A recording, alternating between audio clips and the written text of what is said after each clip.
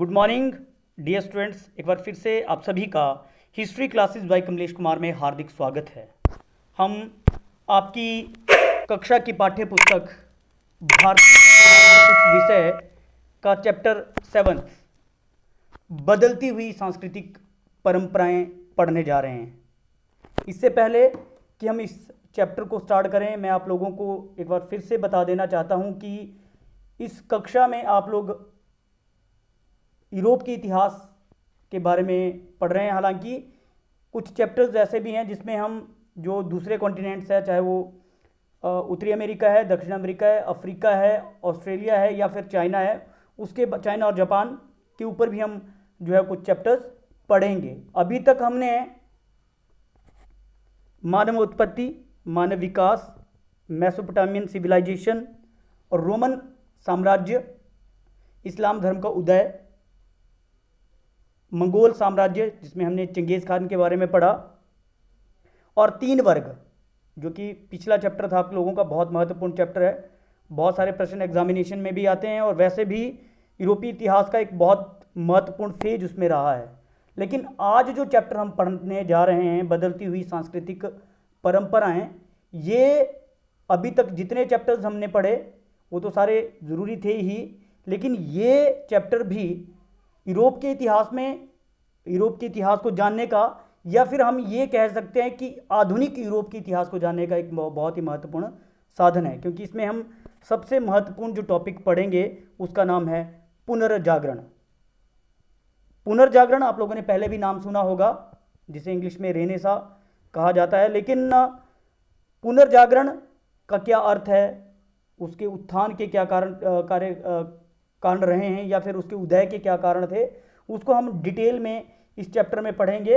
हालांकि जो हमारा आज का टॉपिक भी है वह है पुनर्जागरण का अर्थ और पुनर्जागरण के उत्थान के कारण। लेकिन उससे पहले मैं आप लोगों को बता देना चाहता हूं, एक आप अपने आप से ये क्वेश्चंस कर सकते हैं कि आप अभी बैठे हैं, पंखा चला हुआ है, एक इन्वेंशन है पंखा, फैन, बिजली, ये एक आविष्कार है, बल्ब का आविष्कार, या हम बात कर सकते हैं कि ऐसे बहुत, दूरबीन का आविष्कार। तो हम बात कर सकते हैं कि ऐसे बहुत सारी चीज़ें हैं जिनके बिना आज हम अपनी लाइफ को एक्सपेक्ट भी नहीं कर सकते हैं। वो जो आविष्कार है वो सारे के सारे इस पुनर्जागरण के बाद आए। एक ऐसा टाइम जिसमें यूरोप में एक बार फिर से लोगों में एक नई जागृति आई और उन्होंने सारे के सारे आविष्कार जो है वो इस दौरान करना आरंभ किए, जिसके बारे में हम डिटेल में इस चैप्टर में पढ़ेंगे। चाहे बात साहित्य की हो, मानवतावाद की हो, चित्रकारी की हो, या फिर आविष्कारों की हो, वैज्ञानिक आविष्कार जिसमें हम महत्वपूर्ण जो टॉपिक रहते हैं हमारे, तो ये सारा का सारा इस चैप्टर में हम पढ़ रहे हैं कि किस प्रकार से यूरोप में एक बार फिर से पुनर्जागरण हुआ। पुनर्जागरण मतलब फिर से जागना। इसको अगर हम इस तरीके से लें कि पुनर्जागरण का अंग्रेजी रूप रेनेसा है। मैंने पहले भी आप लोगों को बताया कि इसका जो अंग्रेजी रूप है रेनेसा है, जो कि मूल रूप से फ्रांसीसी भाषा का शब्द है। जो रेनेसा है ये मूल रूप से फ्रांसीसी भाषा का शब्द है। फ्रेंच जो लैंग्वेज है उसका ये शब्द है रेनेसा, जिसे फ्रेंच में रेनेसा कहा जाता है और जिसका अर्थ है फिर से जागना। फिर से जागना मतलब ये नहीं है कि आप सोए हुए हैं, सो के उठे, उसको फिर से जागना कहेंगे, बल्कि फिर से जागना का मतलब कि आप लोग कोई काम कर रहे थे लेकिन बीच में कुछ ऐसा हुआ कि आप लोगों ने वो काम करना छोड़ दिया, अच्छा काम जिसको हम बोल सकते हैं। लेकिन फिर से किसी ने आप लोगों को ये बोला कि इस काम में आपका बहुत सारा विकास होगा, इससे आपको बहुत ज़्यादा फायदा होगा, आप फिर से कीजिए। और आप में उस व्यक्ति ने जिसने आपको समझाया, उसको समझाने के बाद आप में एक फिर से नई एक अवेयरनेस आई, एक जागृति आई और आपने वो फिर से वो काम करना आरंभ कर दिया। तो इसको हम पुनर्जागरण कहेंगे। इतिहास की अगर हम बात करें तो उसमें से नया जन्म, नई जागृति, बौद्धिक चेतना, सांस्कृतिक जागृति के नाम से भी जाना जाता है, मतलब कि अवेयरनेस। ठीक है। प्राचीन काल की अगर हम बात करें तो यूरोप सभी तरह से, चाहे वो विज्ञान का क्षेत्र हो, चाहे चित्रकला का क्षेत्र हो, साहित्य का क्षेत्र हो, ये लोग प्राचीन काल से अवेयर थे। लेकिन बीच में कुछ ऐसा समय आया कि विद्वानों का जो एक यूनिट होना चाहिए था जो उन कामों को आगे बढ़ाता चले, चाहे विज्ञान के काम थे, चाहे साहित्य के काम थे, चाहे चित्रकारी के काम थे, वो नहीं हो सका। और फिर 13वीं और 14वीं शताब्दी में, 14वीं शताब्दी की अगर हम बात करें तो ज़्यादातर 14वीं शताब्दी में ये पुनर्जागरण जो फिर से आरंभ हुआ। ठीक है, अतीत, जैसे कि हम बात करते हैं, अतीत का कभी भी पुनर्जन्म नहीं होता, लेकिन प्राचीन रोमन तथा यूनानी साहित्य के अध्ययन से प्रोत्साहन पाकर 14वीं तथा 17वीं शताब्दी के मध्य एक नई संस्कृति का जन्म हुआ, जिसने साहित्य कला के विभिन्न क्षेत्रों में जो है वो उन्नति की। और एक बार फिर से आधुनिक यूरोप का आरंभ पुनर्जागरण से ही माना जाता है। मतलब कि अगर हम आधुनिक यूरोप की बात करें तो हम बात करेंगे कि पुनर्जागरण से आधुनिक यूरोप का आरंभ होता है। ठीक है, आधुनिक जो आज हम यूरोप की बात करें, हम सभी जानते हैं कि टेक्नोलॉजी के मामले में यूरोप यूरोप के सभी देश, लगभग सभी देश जो है बहुत आगे हैं। अगर हम इंडिया के साथ कंपेयर करें तो हम देखते हैं कि यूरोप के मैक्सिमम जो कंट्रीज़ हैं वो बहुत ज़्यादा जो है अवेयर है, बहुत सारी उनकी टेक्नोलॉजी के तरीके में वो एडवांस है। और उसका मुख्य कारण पुनर्जागरण था, क्योंकि ऐसे विद्वान जो अपना अस्तित्व खो चुके थे, लेकिन उन्होंने रोमन और यूनानी जो लिटरेचर था, जो किताबें थी, उनको पढ़ा एक बार फिर से, और उनको पढ़ने के बाद उनमें एक नई अवेयरनेस आई, उनको प्रोत्साहन मिला।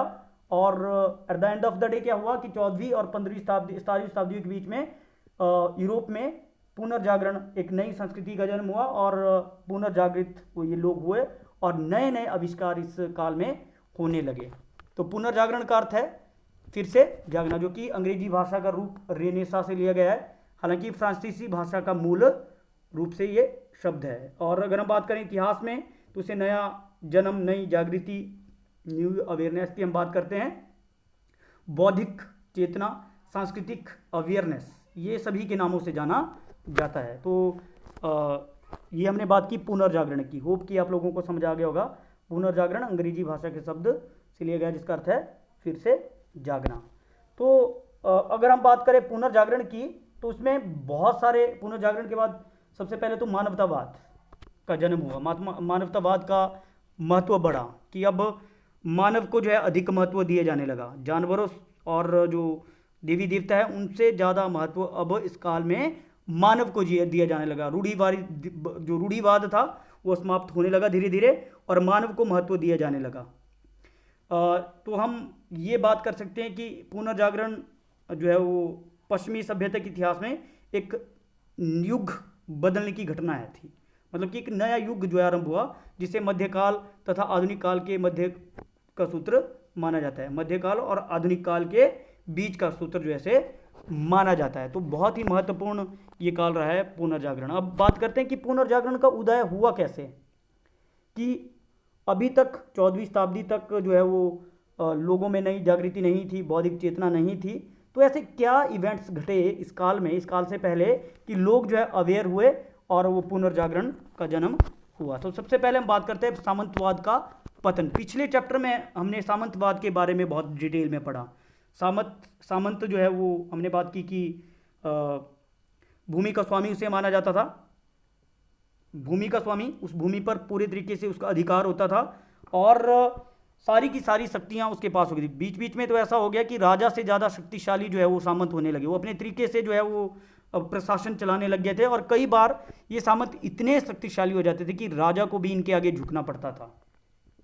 तो ये प्रथा 14वीं शताब्दी तक आते आते इसका पतन हो गया था। हालांकि हमने सामंतवाद के पतन के बारे में बहुत डिटेल में पिछले चैप्टर में पढ़ा कि एक तो धर्म युद्ध इसका बहुत बड़ा कारण थे, दूसरा मध्य युग का जो उदय हुआ एक बड़ा कारण वो भी था, क्योंकि इससे जो है सामंतवादी प्रथा जो है वो धीरे धीरे समाप्त होने लग गई थी। और हमने पढ़ा कि धर्म युद्धों में किस प्रकार से सामंतों ने बड़े बढ़ चढ़कर भाग लिया और उस जिसके कारण उनकी शक्ति जो है कमज़ोर हो गई, क्योंकि बहुत सारा पैसा, बहुत सारा धन, बहुत सारे सैनिक उनके जो है युद्धों में लगे और मारे गए उनके सैनिक। तो बहुत सारा नुकसान अगर इकोनॉमिक तरीके से हम देखें तो सामंतों को हुआ और जिसके कारण उनकी शक्ति जो है कमज़ोर हो गई और एक बड़ा कारण बना उनके पतन का। उनके पतन के बाद क्या हुआ कि मध्य वर्ग का उदय हुआ। मध्य वर्ग अपने अपने सम्राट, जो उनके सम्राट थे, उनकी सेना के गठन के लिए उन्होंने आवश्यक जो धनराशि तो दी और सम्राटों को उन्होंने जो है शक्तिशाली बनाया, जिसके कारण सामंतों को इन व्यापारियों से कर्ज लेने पड़े। जो व्यापारी, जो मध्यम वर्ग के जो लोग थे, जो व्यापारी थे, सामंतों को उनसे कर्ज लेने पड़े, जिसके कारण कि सामंत दिवाली हो गया और उनका पतन हो गया। और इस पतन के बाद जो है पुनर्जागरण को प्रोत्साहन मिला। उसका कारण क्या था कि अब ये जो मध्यम वर्ग के लोग थे, एक तो उन्होंने विद्वानों को प्रोत्साहन देना आरंभ कर दिया, और सामंत, क्योंकि सामंतों का पतन हो गया इसलिए राजा जो थे शक्तिशाली हो गया, और राजाओं ने इस प्रकार के विद्वानों को प्रोत्साहन दिया जिन्होंने पुनर्जागरण में बड़ा महत्वपूर्ण योगदान दिया और पुनर्जागरण का आरंभ हुआ। तो एक बड़ा कारण सामंतवाद का पतन। दूसरा, धर्मयुद्ध। आप लोगों ने बड़े डिटेल में धर्मयुद्ध के बारे में पढ़ा। धर्मयुद्ध जो है बहुत ही महत्वपूर्ण विषय है मध्यकाल का, जो कि ईसाइयों और मुसलमानों के बीच में जेरूसलम के प्रश्न पर ये जो है युद्ध हुए। चौथे चैप्टर में हमने इसमें डिटेल में पढ़ा था। और इन युद्धों में हमने बात की थी कि यूरोप के मैक्सिमम जो राजा थे, जो लोग थे, उन्होंने इन युद्धों में भाग लिया। और इन युद्धों के दौरान पश्चिमी देशों के जो विद्वान थे वो पूर्वी देशों की सभ्यता के संपर्क में आए। पूर्वी देश, जिनमें बहुत सारे ऐसे देश थे जहाँ का लिटरेचर बहुत रिच था, तो उस समय पूर्वी देशों की सभ्यता पश्चिमी देशों की सभ्यता से प्राचीन तथा विकसित थी। तो धर्मयुद्धों में भाग लेने वाले जितने भी व्यक्ति, वो नए विचारों उन्होंने ग्रहण किया, और इससे उनका बौद्धिक स्तर जो था बहुत उन्नत हो गया, और उनका जो अनुभव था वो पुनर्जागरण के प्रोत्साहन में उसने बहुत महत्वपूर्ण योगदान दिया।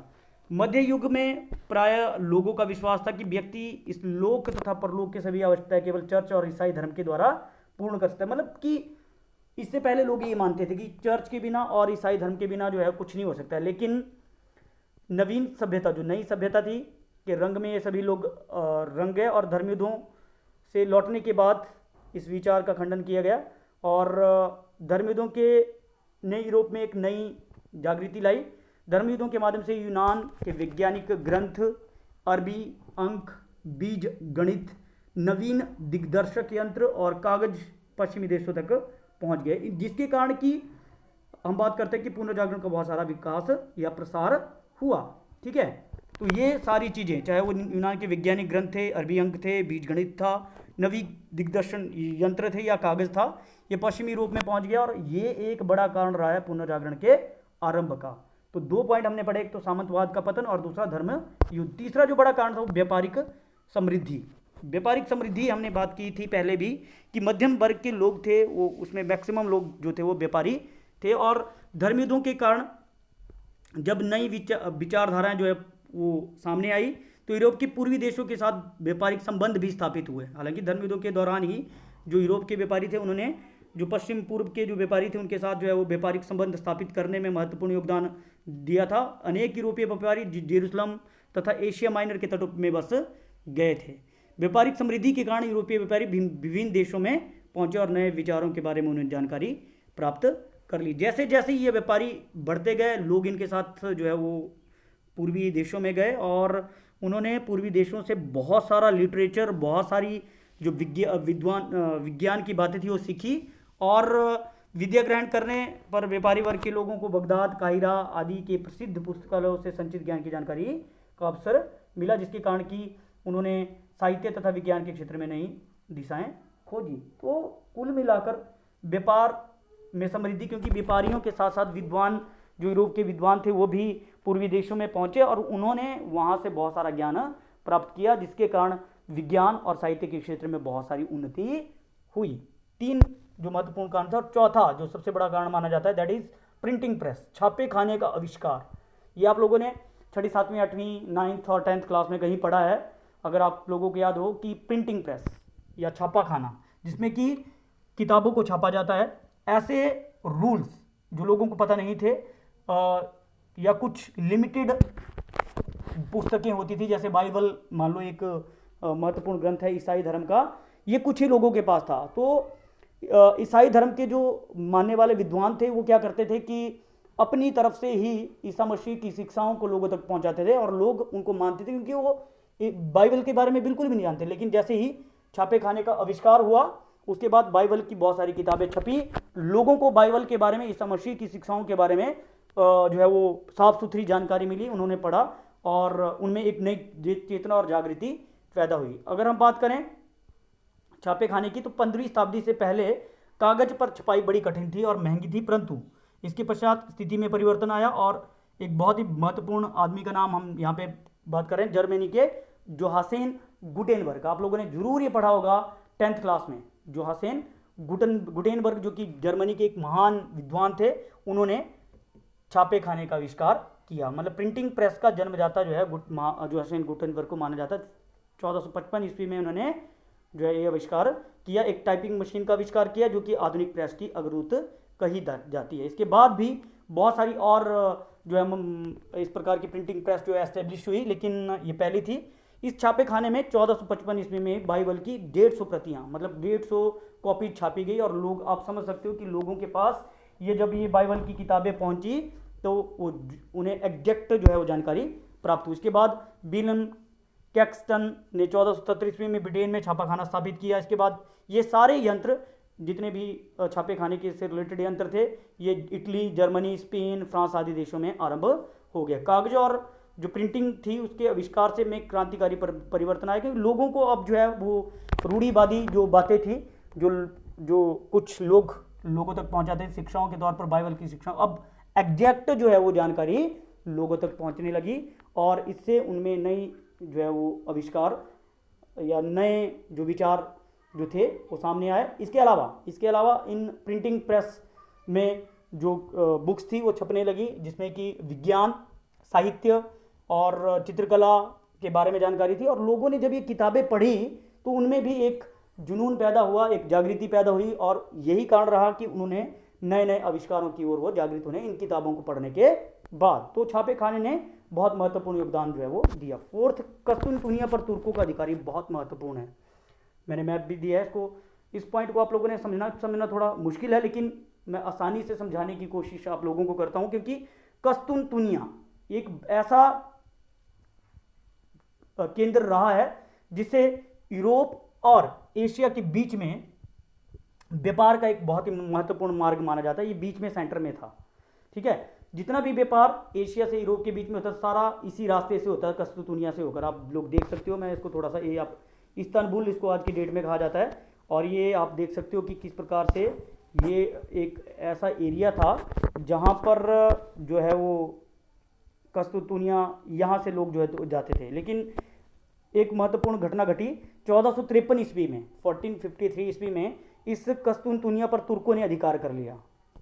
कस्तूनतुनिया पर तुर्कों ने अधिकार कर दिया और कस्तूनतुनिया उस समय वेजेंटाइन साम्राज्य की राजधानी थी। आप लोगों ने 3rd चैप्टर में पढ़ा होगा, वेजेंटाइन साम्राज्य, रोमन साम्राज्य का जो पूर्वी हम बात कर सकते कि जो साम्राज्य था उसकी राजधानी थी कस्तूनतुनिया। लेकिन 1453 ईस्वी में इस पर तुर्कों ने अधिकार कर लिया और तुर्कों के अधिकार हो जाने के बाद यूरोप और पूर्वी देशों के बीच में जो व्यापार होता था वो बंद हो गया, क्योंकि तुर्कों ने इस रास्ते से जाने वाले व्यापारियों को लूटना आरंभ कर दिया या उन पर बहुत सारी ऐसी कंडीशंस लगा दी जिससे कि वो व्यापार यहाँ से नहीं कर पाए, क्योंकि या तो यहाँ पे व्यापारियों को लूट लिया जाता था या तो फिर उन्हें बहुत तंग किया जाता, जिसके कारण कि व्यापार जो है वो बंद हो गया। और जो महत्वपूर्ण सामान जैसे कि गर्म मसाले थे या और बहुत सारी जरूरी आइटम्स थी जो कि पूर्वी देशों से पश्चिमी देशों की ओर आती थी, वो सारी की सारी जब बंद हुई तो लोगों की चिंताएं बढ़ने लगी। और जब ये चीज़ें उनके राजाओं तक पहुंची तो राजाओं ने, जो उस समय के राजा था, पुर्तगाल था, स्पेन के शासक थे, उन्होंने इस समस्या से निपटने के लिए और रास्ते ढूंढना आरंभ कर दिए, क्योंकि कस्तूनतुनिया एक रास्ता, लेकिन इसके अलावा उन्होंने और रास्ते ढूंढे और उसका परिणाम ये निकला कि पुर्तगाल और स्पेन के शासकों ने बहुत सारे जो यात्री थे उन्हें भेजा विभिन्न देशों की खोजों में, विभिन्न रास्तों की खोजों में। और उसी का कारण था कि 1492 में अमेरिका की खोज की कोलंबस ने और 1498 में वास्को डी गामा ने भारत की खोज की और रास्तों से, ठीक है। तो कस्तूनतुनिया पर तुर्कों का अधिकार ये भी एक बड़ा कारण रहा पुनर्जागरण का, क्योंकि इसके बाद जो यूरोप के लोग थे वो नए रास्तों की खोज में लग गए। नेक्स्ट जो हम इसमें बात करते हैं, आप देख सकते हो कस्तूनतुनिया कहाँ पे है। ये मैंने थोड़ा सा दूर से मैप लेने की कोशिश की। इधर इंडिया है, फिर ये एशिया और यूरोप और एशिया के बीच में के जो रास्ता था उसके बीच में स्थित है, ठीक है। तो हम बात कर रहे थे दूसरा, कुस्तुंतुनिया पिछले 200 वर्षों से ज्ञान, दर्शन तथा कला का महान केंद्र रहा है। ठीक है, तो इस विख्यात नगर में आजीविका की खोज में हजारों यूनानी विद्वान, दार्शनिक और कलाकार इटली, यहाँ से बहुत सारे जो विद्वान थे वो इटली, फ्रांस और कुस्तुंतुनिया से, क्योंकि तुर्कों का जब उसके ऊपर अधिकार हो गया, जो वहाँ पे विद्वान थे वो वहाँ से भागना उन्होंने स्टार्ट कर दिया, क्योंकि तुर्कों ने उनको तंग करना स्टार्ट कर दिया ऐसे विद्वानों को। तो विद्वानों ने निर्णय लिया कि वो क्या करेंगे, यूरोप के और देशों में, जिसमें हम बात करते हैं इटली, फ्रांस, जर्मनी, इंग्लैंड आदि, वो चले गए और वहाँ के राजाओं ने इन विद्वानों को संरक्षण प्रदान किया और नई खोजों के लिए उनको प्रोत्साहित किया, जिसके कारण कि पुनर्जागरण को क्या मिली, स्ट्रेंथ मिली। तो एक और बड़ा कारण रहा है। लास्ट जो पॉइंट था वो था मंगोल साम्राज्य का उदय। हमने पढ़ा कि किस प्रकार से चंगेज खान और कुबलई खान ने एक बहुत बड़े रोमन साम्राज्य मंगोल साम्राज्य का जो है वो स्थापना कर ली थी। लेकिन इस जो, हालांकि मंगोलों के बारे में पढ़ा कि वो बड़े खूंखार थे, खतरनाक थे, लेकिन इसके बावजूद उन्होंने विभिन्न जो समुदाय थे उनके लोगों को अपने यहाँ संरक्षण दिया। बात चाहे कुबलई खान की हो, जिसने एक विशाल और शक्तिशाली साम्राज्य की स्थापना की थी, और इस विशाल और मंगोल साम्राज्य में उस समय रूस, पोलैंड, हंगरी इत्यादि सम्मिलित थे, और यहाँ विद्वानों, धर्म प्रचारकों, व्यापारियों का बहुत सम्मान किया जाता था कुबलई खान के दरबार में। मुगल राजसभा में पोप के दूतों, भारत के बौद्ध भिक्षुओं, गणितज्ञों, ज्योतिषशास्त्रियों, वो पेरिस, इटली और चीन के दस्तकारों से सुशोभित थी। उसकी उनकी जो सभा थी, सभी विद्वान उनके दरबार में रहते थे, और मुगलों ने भी पुनर्जागरण के उत्थान में बड़ा महत्वपूर्ण योगदान दिया। तो ये दीज आर द कॉजेज, ये कुछ कारण थे जिसके कारण कि पुनर्जागरण का विकास हुआ। हालांकि हमने अगर हम बात करें तो कुबलई खान में वेनिस का जो यात्री थे मार्को पोलो वो रहा, क्योंकि उसने मार्को पोलो को संरक्षण प्रदान किया था, और साथ ही साथ मंगोलों के संपर्क में यूरोपवासी को सर्वप्रथम कागज मुद्रण, कुतुबनुमा तथा बारूद की जानकारी प्राप्त हुई। ये सारी चीज़ें जो है उनको प्राप्त हुई, और ये यूरोपवासी को जब ये चीज़ें यहाँ से मिली तो उन्होंने और जो है वो पुनर्जागरण की ओर ध्यान दिया। तो ये कुछ कारण थे जिसके बारे में हमने पढ़ा, जिसमें सबसे पहला अगर हम बात करें तो सबसे पहला कारण था सामंतवाद का पतन, दूसरा धर्मयुद्ध, तीसरा व्यापारिक समृद्धि, चौथा छापे खाने का आविष्कार, फिर पांचवा कुस्तुंतुनिया पर तुर्कों का अधिकार, and last one is Mongol साम्राज्य का उदय। तो उम्मीद है कि आप लोगों को ये समझ आया होगा। आप इसको, इस क्वेश्चन को जो है लिख सकते हैं। क्वेश्चन ऐसे आएगा, पुनर्जागरण से क्या अभिप्राय है, पुनर्जागरण के उदय के क्या कारण थे। तो अर्थ मैंने यहाँ पे लिख दिया ये, और उदय के कारणों में सबसे पहला सामंतवाद का पतन, धर्मयुद्ध, ठीक है, व्यापारिक समृद्धि, ये छापे खाने का आविष्कार, कुस्तुंतुनिया पर तुर्कों का अधिकार, और लास्ट वन इज मंगोल साम्राज्य का उदय। तो आप लोगों ने सारा का सारा जो है कर लेना है। उम्मीद है कि आप लोगों को ये पसंद आया होगा, और चैनल को लाइक और सब्सक्राइब जरूर करें। Thank you and have a nice